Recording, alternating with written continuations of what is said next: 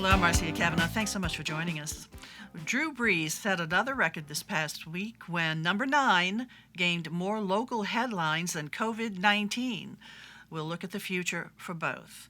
We'll also examine proposals to redevelop the former Jazzland Six Flags site, one of which includes Brees. And we'll also hear the stories of 6 small businesses that have prospered during the pandemic. All of this plus the latest findings about power outages and the pursuit of power by means of Saturday's elections are in the lineup for our Informed Sources. Errol Laborde, producer of Informed Sources, Jessica Williams, reporter, the Times-Picayune, the New Orleans Advocate, Kimberly Singletary, managing editor, Biz New Orleans Magazine, and Stephanie Grace, political columnist, the Times-Picayune, the New Orleans Advocate.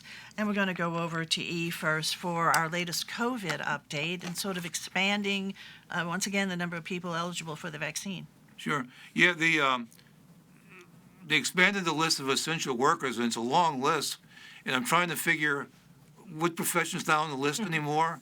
And I think street jugglers in the French Quarter still aren't there, okay?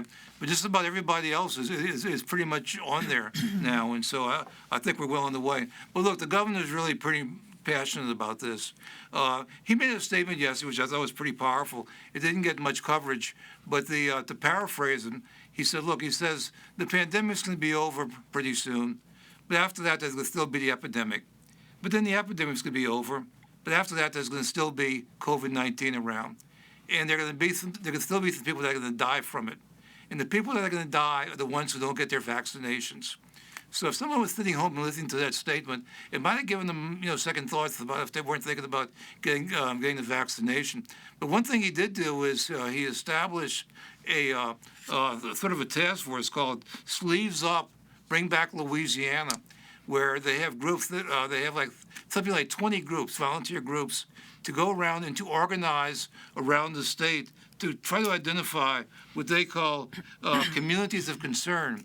And this would be people or groups that just aren't getting the vaccination, and to try to get them. And the governor said, look, the state can't do this all by ourselves. We need help from the community to get these people out. And so that's a big effort to try to get people around the state.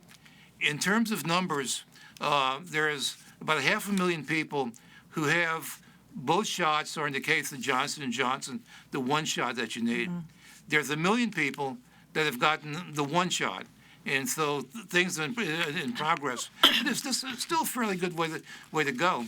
He is proud that Louisiana leads the nation in people who've gotten their second shots officially. And so that's one way that we're moving in a good direction. Another way to move in the good direction is having the doses available in order to give the vaccines. How does that look in terms of getting doses sent to the state? They look very optimistic. I tell you, I've sat through a lot of these press conferences, and usually they're pretty gloomy. Yesterday was really an upbeat press conference, and everybody saw him as coming fairly soon.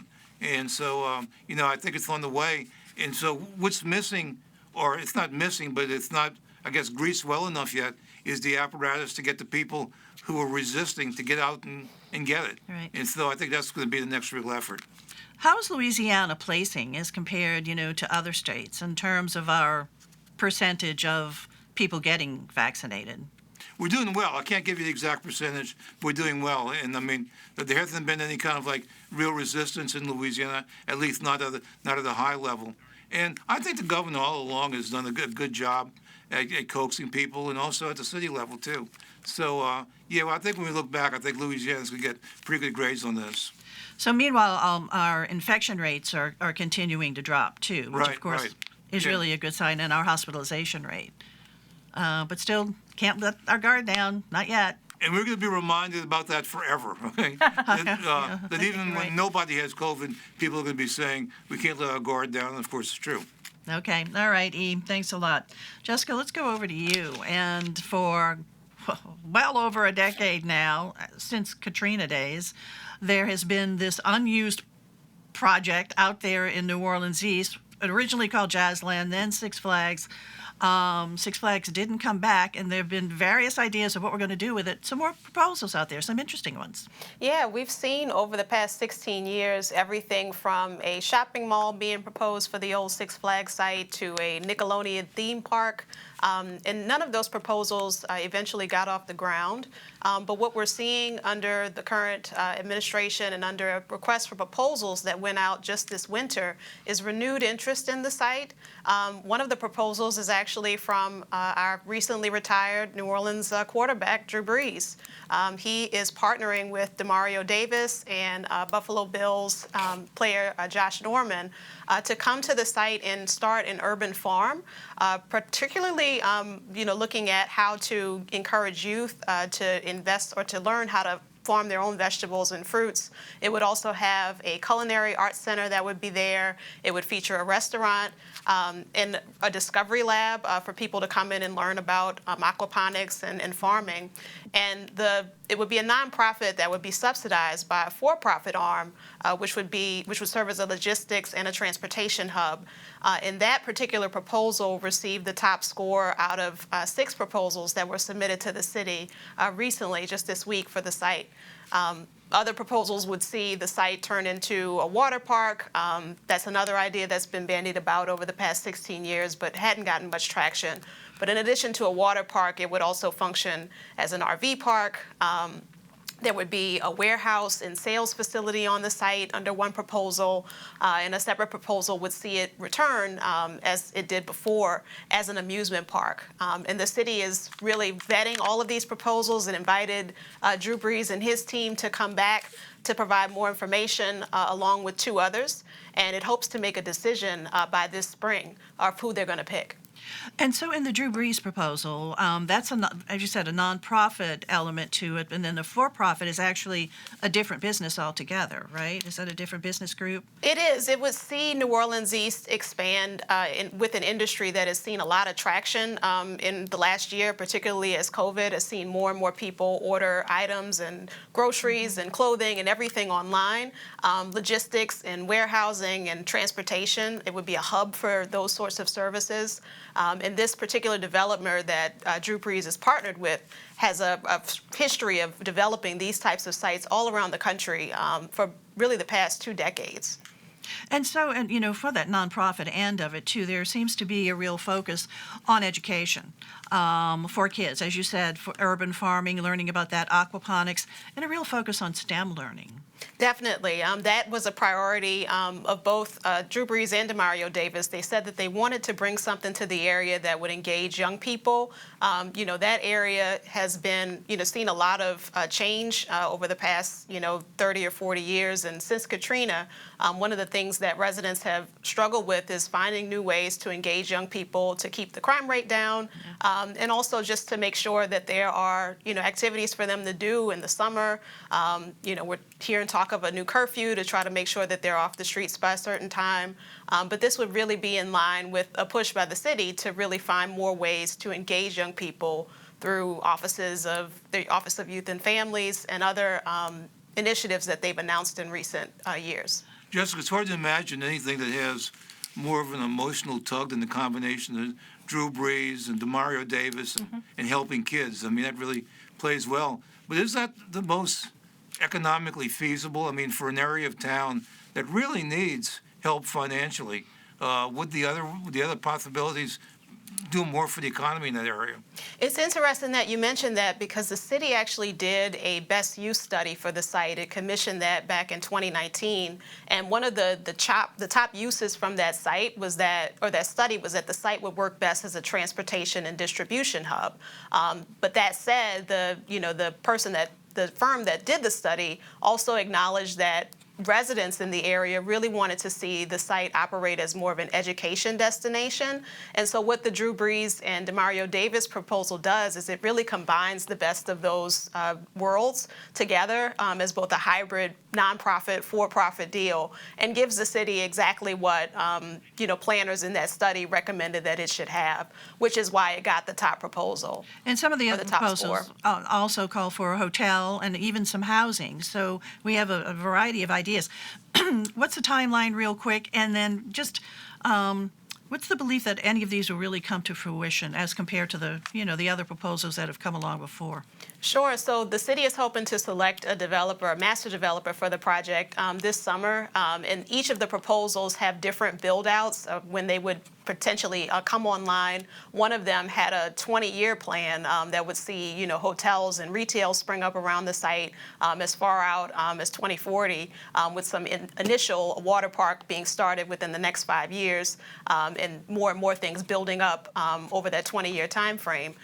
But the city is really looking at the proposals that are being offered as a way to spark further development in New Orleans East and really be a catalyst for things that members of that community have been asking for a long time, such as restaurants, retail stores, shopping opportunities. And so they're really hopeful that they'll see some traction this time around, particularly given the financial resources of some of the folks involved in the project. Okay, we'll see where it goes. Yeah, we got to move on to the next segment right now. We'll see where it goes. All sounds very interesting. Thanks a lot. Okay, Kim, let's go on over to you. You did a piece about, the pandemic truly has been rough on our economy, on businesses, on individuals. There are some businesses that actually kind of flourished during this time.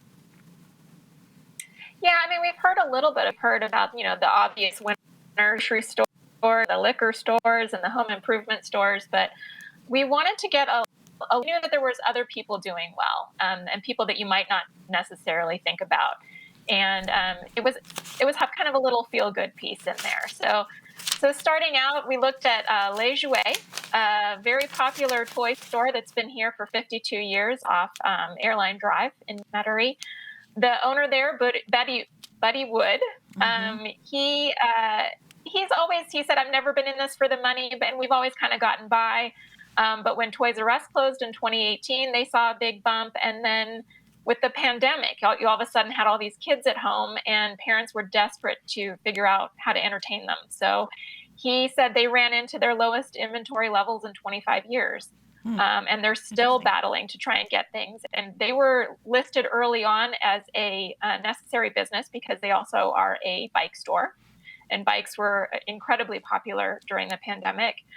He still says he's struggling to get bikes on that end.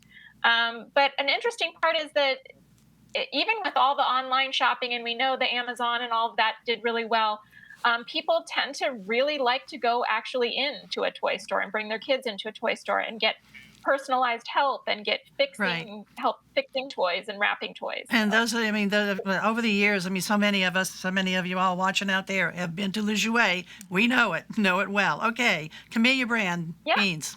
Camellia Brand, another very popular name here, we all know. A 98-year-old company. The fourth generation owner is Vince Hayward. They early on were hit really hard. They lost about a third of their business, and that was to mostly food services, restaurants. So that was, understandable. But then consumer demand exploded. People were eating at home, and they were looking for comfort food, and red beans, a big part of that. So their demand expanded so much that they were running 2 shifts every day, 7 days a week, just to keep up. Their volume tripled.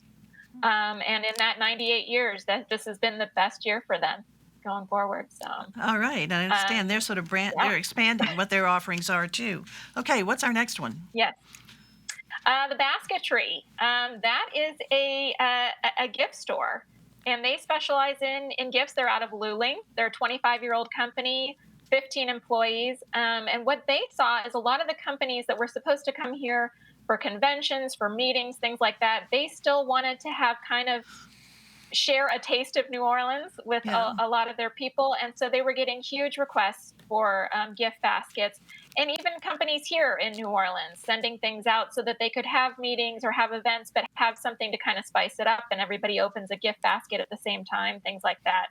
So their online sales doubled.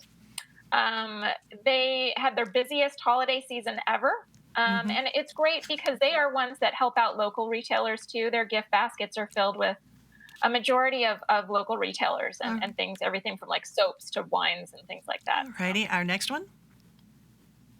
Plastic surgery. Not a huge surprise. Yeah, it's got really big. Not a huge surprise.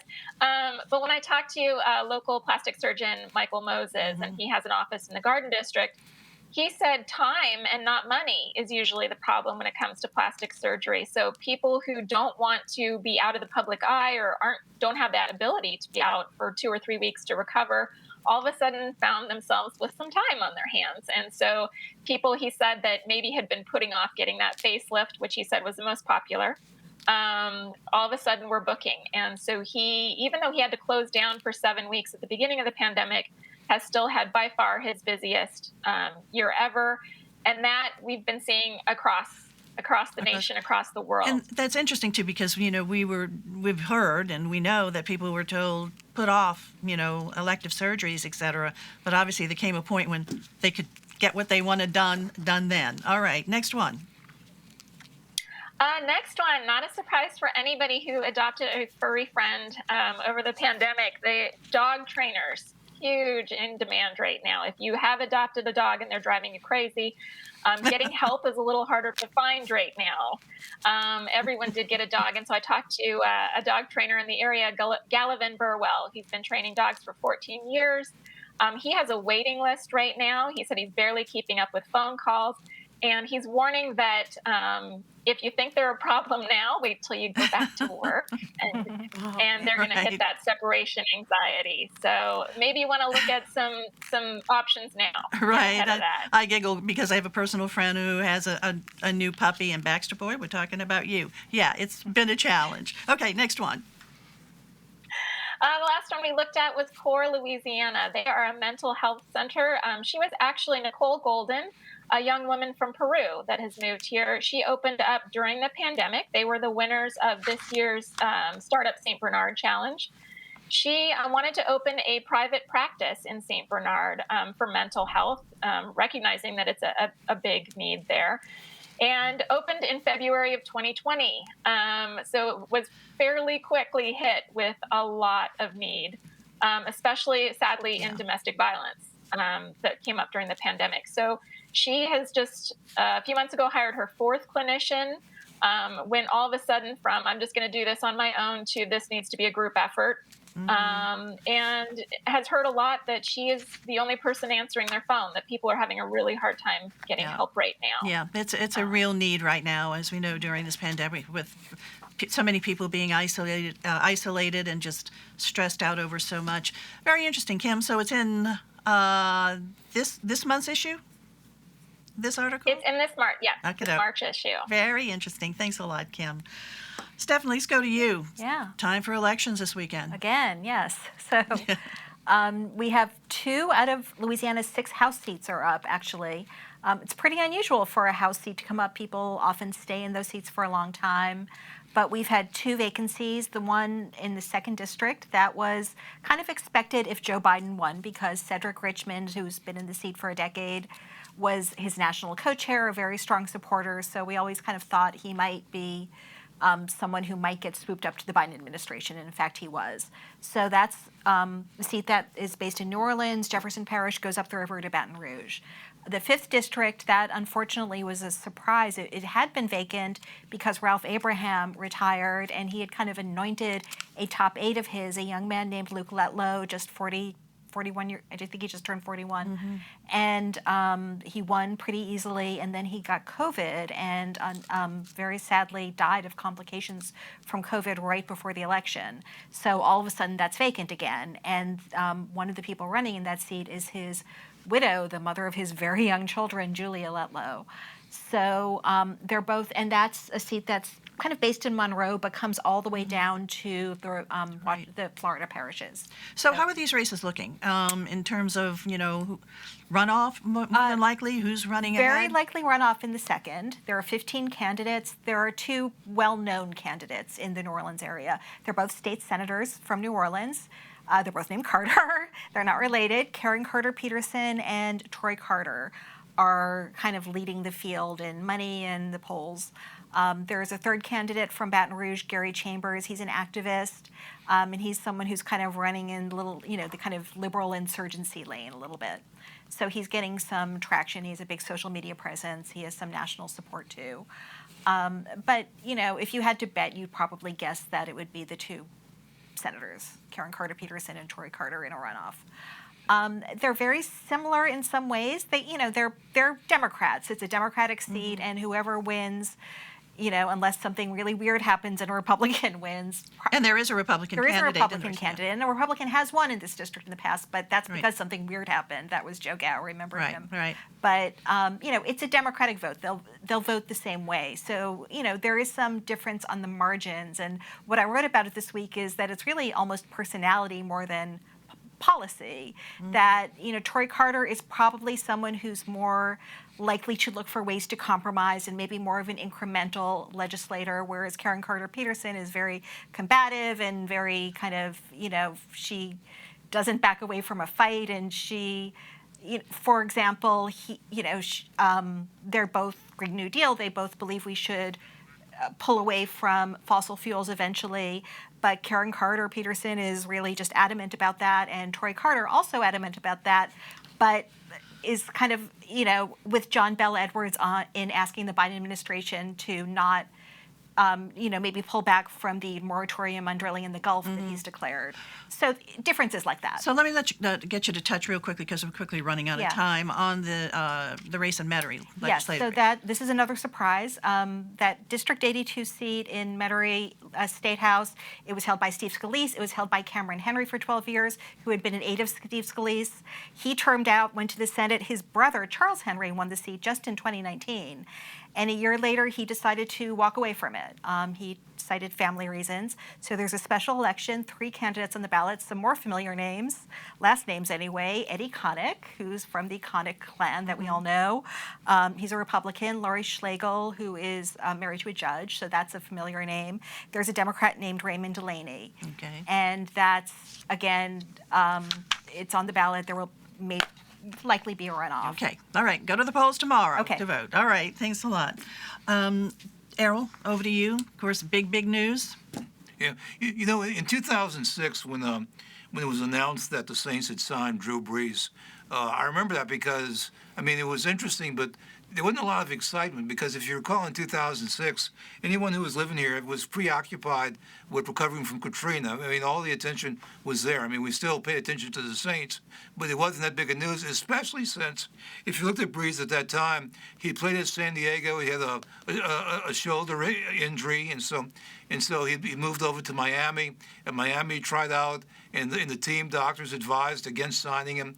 A knock against him as a quarterback in college and in the pros has always been that he was too short. So here we were, a guy with a shoulder injury who was too short, who had been signed by the Saints, and then to top it off, the head coach hardly anybody knew because the Saints had just hired a new coach, Sean Payton, who had been an assistant in Dallas, who had never had head coach experience, and thought the first just like 2 B-level appointments with Brees and with Sean Payton.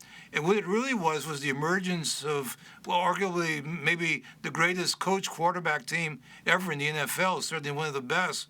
What a turnaround that it made beginning with that season. So it's been a glorious time for the Saints. As we know, they won 1 Super Bowl. They should have won 2 if it hadn't been for that bad call, which I still think about every day. All right, and but had it not been for the bad call, they'd have gotten into the Super Bowl probably, and there's a good chance they would have won. And they came close other times too, and so it's a possibility he could have had maybe 3 or 4 Super Bowls, but we'll never forget the big one that he won. And I think one of the great images in the whole Saints history will be the image of Brees right after the game holding his son with those big earphones over his ears. But this is around the time, the Brees years, around the same time that the Hornets, and they were still called the Hornets, had Chris Paul.